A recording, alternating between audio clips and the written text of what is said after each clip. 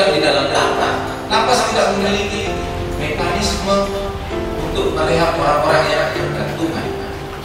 Karena supply elemen kecanduan juga tidak bisa berhenti, kemudian dia akan beredar beroperasi dalam lapas.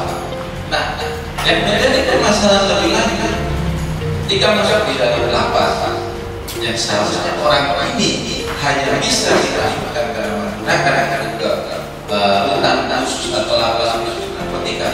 Negara kita tidak memiliki lapas khusus narkotika yang memiliki standar khusus. Hanya ada beberapa. Contoh kalau di sini lapas narkotika yang ada di Manado, untuk di Tabanan, Kota, dan daerah lain tidak ada. Atau mungkin di kepulauan sana di Melokani ada. Begitu juga di banyak tempat lain. Hampir sama sepertinya lapas narkotika itu hanya ada di ibu kota provinsi. Sementara amanat Undang-Undang 35 tahun 2009 bahwa setiap penyalahguna narkotika wajib dimasukkan di eksekusi di lapas narkotika. Nah, inilah yang menjadikan medical program kemudian ada beroperasi di dalam lapas. Karena yang tadinya lapas narkotika yang harusnya orang pemakai penyalahguna atau pengedar ini disendirikan, lapas khusus bercampur sama yang pembunuh, yang pencuri, ya orang yang menganiaya dan berbagai sektor bercampur di dalam lapas. Yang mungkin pada saatnya kalau pada ini kan masalahnya ekonomi, mereka kan mau menghasilkan uang. Sementara kalau orang mencuri itu motifnya kan ada ekonomi, karena juga pengen menghasilkan uang tapi tidak punya pekerjaan. Belajarlah mereka lapas menjadi itu. Di sini ada yang belum pernah masuk lapas, berkunjung maksudnya. Ada. Atau semua sudah pernah masuk ke dalam melihat situasi lapas. Nah, kalau sudah, berarti bapak-bapak ibu kan tahu bahwa namanya sel itu kan ada SOP terhadap kondisi, mengkondisikan bagaimana cara menata napi, bagaimana cara menata tahanan, jam berapa keluar, jam berapa masuk, siapa yang boleh masuk, screening ini seperti apa. Bayangkan orang yang sudah di dalam lapas ini dilindungi secara ketat. Nah, ini kan hanya bergantung kepada aparat penegak hukum yang ada di dalam, integritasnya bagaimana. Karena aparat penegak hukum yang di luar tidak bisa sembarang mau masuk. Jadi kompleks sekali kalau kita mau berbicara soal aspek hukum dalam hal permasalahan narkoba. Ketika bapak sudah masuk, mungkin ada orang-orang apa mau katakanlah saya jaksa sama polisi, bapak tentara, tidak bisa sembarangan. Karena di situ ada wilayah yang ada clear area. Itu nggak bisa mau masuk keluar. Yang bisa saya tanya saja yang hanya petugas. Mereka orang dalam ada itulah letak kredibilitas tugas itu. Hanya seringkali hanya permasalahan-permasalahannya ditemukan juga terlokasi di dalam lapas. Walaupun tidak semua, hanya juga lapas dengan kredibilitas unsur-unsur lapas. Cuma kita juga agak lihat karena kita punya kemampuan juga secara SDM kecil. SDM kita kayak berdasarkan kalau saya turun ke lapas itu jumlah napi sekitar 180-an orang, sementara jumlah pegawainya sekitar 40 orang. Nah, jumlah pegawai itu dia harus siang malam, pagi siang malam, pagi siang malam. Bayangkan menjaga ratusan orang ini di tahunan yang kita di sini di pulau ini punya 3 lapas. Bayangkan kalau di Manado yang jumlahnya ribuan, atau mungkin kalau Kapolseknya pernah ada di sana kan perkara banyak sekali. Bayangkan nilai narkotika tidak bisa kita lihat sudah tidak lagi harus masuk itu cuma sepal. Tidak lagi dan kebutuhannya sangat luar biasa besar, sehingga kompleksitas perkara narkotika ini tidak bisa dilihat hanya dari satu sisi.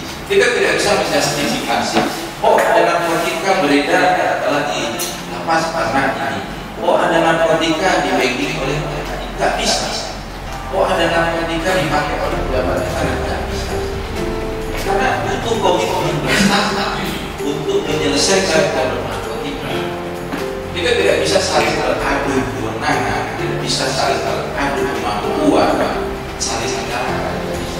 Karena peran-peran yang paling pertama dalam pemberantasan narkotika adalah memahami bagaimana masyarakat kita untuk tidak mendekati narkotika. Tingginya angka pemakaian dan terakhir dipakai. Kemudian tadi peredaran ini kan permasalahan kebutuhan demand. Nah ini permasalahan supply. Karena demandnya tinggi, maka mereka juga akan memperbaharui. Hari ini ditangkap di perairan, itu langsung beredar. Oh di sini. Yang lain besok akan lewat perairan. Maka dalam hukum acara pidana satu-satunya yang mengenal adalah itu hanya tindak pidana narkotika. Tidak semua tindak pidana dibolehkan ada faktor acaranya. Nah kalau seperti misalnya, karena kalau anggota kepolisian anggota tentara tidak dalam tanda dinas maka penerapannya kan pidana umum. Cuma penyidiknya adalah angkatan darat atau kalau angkatan laut ya angkatan laut. Tidak bisa ada cover. Dan ada cover dibolehkan hanya di Undang-Undang 35 tahun 2009 di Undang-Undang Narkotika. Maka sering ada komplain kenapa ada jebakan. Karena di Undang-Undang 35 tahun 2009 bisa di download project di situ ada namanya ada cover lain dibolehkan. Pasal 80-an tidak salah kalau 80-an dibolehkan penyidik melakukan atau pembelian tersebut, tapi secara teknis itu tidak bisa serta-merta. Jadi dibolehkan. Sementara dalam hukum pidana, UHAP tidak ada tindak pidana lain yang dibolehkan dengan cara menjebak. Karena pidana itu ujungnya cuma dua.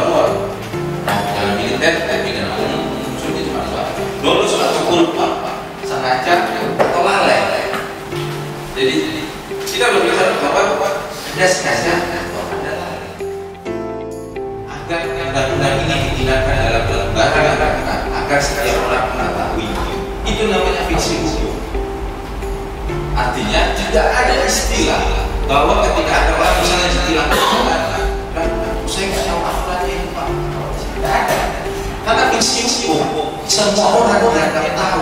Karena undang-undang itu sudah dibenarkan dalam undang-undang. Kenapa setiap orang dianggap tahu? Kita nggak mungkin. Negara kita memberitahu kepada 285 juta penduduk satu ketika ada undang-undang satu diundangkan. Oh ada undang-undang ini sudah tahu belum? Tidak ada. Makanya hukum pidana berbicara fiksi hukum.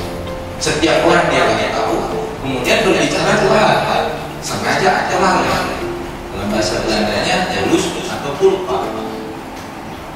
Nah itu yang harus menjadi perhatian yang kita memberikan sosialisasi masyarakat karena secara fakta hukum di Undang-Undang Nomor 35 Tahun 2009 Pasal 131 Undang-Undang Narkotika menjelaskan setiap orang yang mengetahui adanya perbuatan tidak pidana narkotika namun tidak melaporkan maka dia dapat dijatuhi pidana dengan ancaman pidana selama 4 tahun. Mengetahui tidak melaporkan saja kena pidana. Hanya seringkali kita ada protes kepada penyidik. Loh saya ini nggak tahu Pak. Tiba-tiba ada di situ. Alasan saya ini dijebak bukan dijebak. Dia mengetahui temannya make. Dia duduk di situ. Bapaknya kabur. Ada barang bukti di sini dia karena dia mengetahui.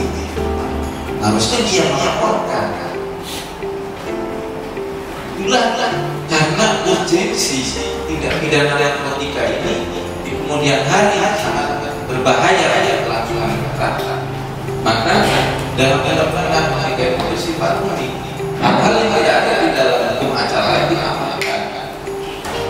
Dan ingat, di dalam undang-undang narkotika tidak ada namanya pidana percobaan.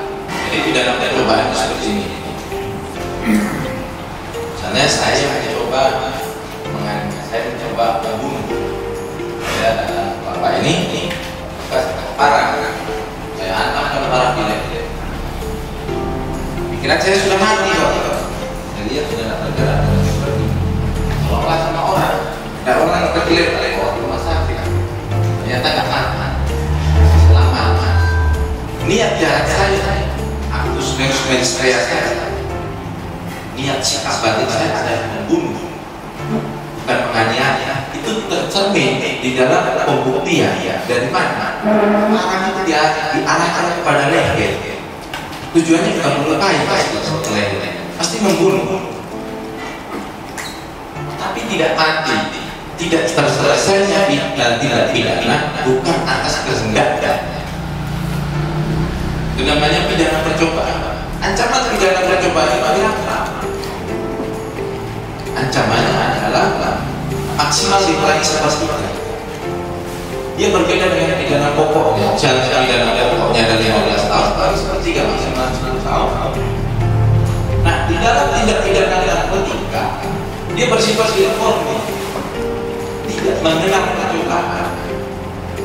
Mencoba menjual itu sudah dianggap voltoid, dia akan selesai pidana karena tidak mengenal percobaan di pasal 132. Dalam tindak pidana narkotika tidak dikenal dengan pidana percobaan, sehingga mencoba menjual saja sudah benar. Pidananya sama dengan menjual, walaupun tidak terselesaikan tidak pidana. Bukan kehendaknya, karena mungkin ditangkap, kemudian ada babinsa, kemudian ada polisi, ada babi-babi, melihat kan belum selesai. Itu tetap karena voltoid pidana terbukti solusi. Itu yang membedakan. Jadi permasalahan narkoba itu dari sisi yuridis, kalau kita menangani perkara ini harus dipahami. Kita tidak bisa bilang bahwa karena rata-rata orang memasalahkan bahwa ada penyidik begini menjebak, karena orang tidak tahu hukum acara.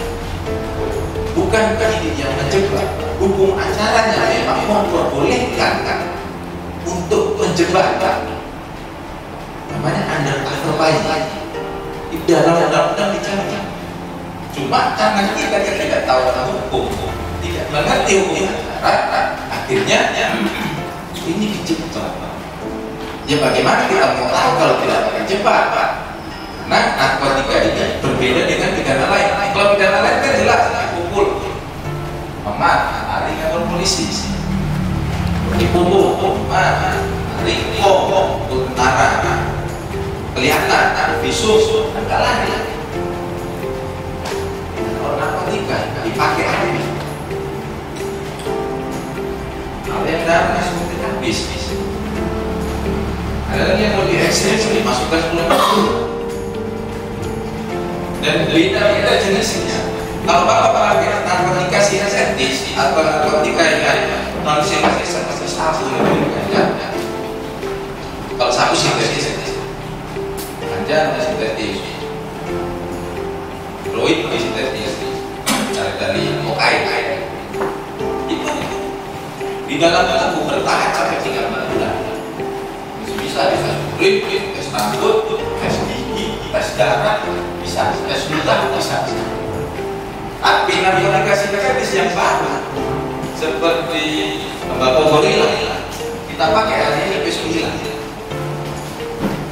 Tadi pas di tembakau gorila itu dia tidak pernah dijelaskan pasal 27 sebagai penyalahgunaan. Kalau kita berbicara narkotika itu narkotika psikotropika dan aditif. Kalau narkotika itu adalah alat yang kimiawi yang dimasukkan ke dalam tubuh secara oral, diminum pun cara injeksi suntikan yang mengubah pikiran, suasana hati atau perasaan hati langsung. Rata-rata karena mungkin sudah ada kebiasaan, saking kerasnya badan kita sudah terbiasa, tidak mempan, tidak mampu, sehinggalah solusinya mereka. Nah, inilah namanya PB, Nah, pil ini dicampurkan. Ini sebenarnya kan obat untuk mengobati pikiran, suasana, atau perasaan yang aku ya. Kalau orang kan ada namanya depresi, orang yang habis perang ya PTSD lah ya. Dan orang mengidap PTSD, gangguan kecemasan, kasihlah obat-obat ya kita sebut sebagai pil, obat penenang supaya tidak ada gangguan. Nah, obat itu kan secara kimiawi merusak otak. Kalau orang normal, kalau orang memang tidak normal, dia akan membantu untuk mengontrol enzim di kepala. Inilah yang sering digunakan oleh masyarakat di sini. Ya beberapa, tapi memang tinggi. Nah ini perlu bapak-bapak. Saat ini perlu juga untuk mulai melihat ada orang mampu. Iya. Karena ancaman pidana 10 tahun. Undang-undang kesehatan itu nggak boleh. Dan itu kalau dikonsumsi secara terus-menerus, orang waras jadi gila. Nah orang yang gila saja disuruh minum itu setengah mati karena dia kalau sudah kena gangguan kecemasan, sudah minum obat itu jadi stres, pil atau apa, itu dia akan seumur hidup dengan obat itu, tidak bisa lepas. Nah ini orang waras minum obat yang begitu. Nah kalau di Undang-Undang 35 itu secara khusus dia berbicara narkotika, bukan psikotropika. Di Undang-Undang narkotika itu narkotika merupakan zat obat berasal dari tanaman, bukan tanaman, baik secara sintetis yang menyebabkan penurunan perubahan kesadaran sampai menghilangkan rasa nyeri, dan dapat menimbulkan ketergantungan. Zat obat alami atau tanaman sintetis bukan tanaman, kemudian menimbulkan ketergantungan, gangguan kesadaran, mengganggu daya pikir, konsentrasi, daya ingat, dan persepsi perasaan perilaku. Narkotika yang kami dipakai itu sabu itu dia tidak merusak daya pikir, dia memacu ingat jalan. Nah sabu sering dibilang sebagai doping. Kalau itu Pak pasal pakai sekali mau nyuci foto itu 20 foto satu kali kan ada. Tapi setelah efek-efek hilang, lalu yang luar biasa. Inilah narkotika. Jadi berbeda ya penerapannya. Kenapa narkotika ini dibuat secara khusus dalam tentu yang dipisahkan dengan pidana atau undang-undang kesehatan? Karena kita mengingat Cina itu pernah hancur karena cancer. Negara yang besar saja pernah ada. Tetangga sebelah kita Filipina hancur juga karena narkoba. Maka presidennya kemarin DRT kan mau mengaku mau berhenti tembak mati di jalan bungkus. Karena luar biasa peredaran narkotika. Ketika narkotika di sebelah sudah tidak punya pasar, kemana mereka akan keluar? Di Indonesia. Lanjut lalu Filipina kan berapa juta? Kita punya 285 juta. Yang luar biasa sebagai pasar narkotika. Terlebih kita di cross border yang dari sana bisa masuk aja dengan enak di Indonesia. Itulah peran penting kita sebagai penjaga teritorium. Apalagi kita di tahun-tahun ini kan di dalam peraturan pemerintah kita masuk dalam kawasan strategis perbatasan nasional. Jadi karena kawasan strategis perbatasan nasional ya otomatis perlakuan lebih masukkan kayak ini Kapolsek, penting kan secara penjagaan kan beda dengan perbatasan ada di kepolisian kan ada di tentara kan ada kemudian ya masyarakat kuasa besar pentingnya melindungi masyarakat dengan keamanan masyarakat yang dewasa itu di mana masyarakat mampu melindungi rakyat, mampu dalam lingkungan dengan ketahanan alam dan kuat dalam nilai moral serta berperan kapasitas bina dalam tangkal ancaman bahaya. Jadi masalah biasanya di sini tidak masyarakat kita sekarang dalam situasi acuan mungkin lah takut polisi mau takut sama orang minum yang nggak sama orang yang lagi mati kan. Cuma kalau kita tidak tangkal saat ini, negara kita jadi kayak Meksiko lah. Jadi bandar itu udah punya senjata, kalau udah punya senjata melawan, mau melawan bikin negara sendiri. Kemudian masyarakat dapat bekerja sama dengan masyarakat lain sebagai subjek bekerja dalam lingkungan dan oleh masyarakat sebagai subjek dan objek. Kemudian adanya sistem-sistem transparansi, akuntabilitas, koordinasi jejaring, visioner, dinamis dan sebagainya. Ini yang susah, transparansi, akuntabilitas, koordinasi dan sebagainya. Akui atau tidak diakui susah. Karena seringkali di antara kita ini belum jujur, masih saling menutupi. Ini yang susah. Beberapa perkara yang disidik, beberapa perkara yang dididik, apa yang diputus di pengadilan ini. Nah, masalahnya ada seringkali ada juga yang terlibat punya keluarga yang salah satu bekerja di instansi A atau instansi B. Budaya kita kecil budaya enak tidak enak, masih perasaan itu kan saudaranya itu kan saudaranya ini yang menyebabkan sistem itu sudah ditambah. Sehingga kalau sudah tidak transparan di sini ya, akuntabilitas dan transparansi ini, maka koordinasi dan carinya ada. Karena koordinasinya akhirnya curiga. Kalau di sana datang sana itu ini begini yang itu. Akhirnya curiga. Ketika sudah curiga, jejaknya tidak akan terpaham. Jejaknya tidak akan terpaham. Ketika sudah tidak terpaham, nanti setelah orang yang punya kewenangan dinilai itu ikut. Kan dia adalah belum sendiri. Padahal amanat Undang-Undang 35 tahun 2009 melihat saja, tidak melaporkan, itu hanya melihat mengetahui. Nah, di undang-undang, di KUHP maupun di dalam setiap orang yang melihat adanya tidak pidana wajib melaporkan atau melakukan tindakan pertama terhadap tindak pidana tangkap bahwa misalnya menangani. Nah ini tidak kali itu yang bisa karena bisa diri nanti ada lagi jangan kepala kalau ada ikut ini. Nah tapi jangan juga yang dari TNI yang kok dijebak kepala BNN ini tidak boleh, ini memang kewajaran